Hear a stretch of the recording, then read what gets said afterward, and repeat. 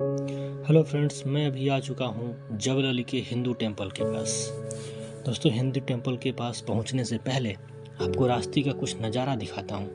ये जो सामने आप जो बिल्डिंग देख रहे हैं, ये है आपका जबल अली में हिंदू मंदिर के ठीक बगल में सिख गुरुद्वारा, हमारा हिंदू कल्चर गुरुद्वारा आप देख सकते हैं। और उसके ठीक बगल में आपको दिखाई दे रहा होगा, ये है हमारा जबल अली का हिंदू टेम्पल।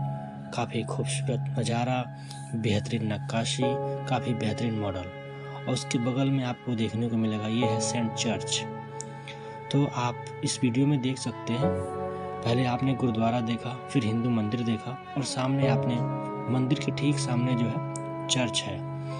तो हिंदू, मुस्लिम, सिख, ईसाई जो हमारे यहाँ इंडिया में कहा जाता है, इसका एक जीता जागता उदाहरण आपको यहाँ पे देखने को मिल सकता है। तो ये है हमारी यूएई की विरासत सजो कर रखने की सबसे बेहतरीन परंपरा।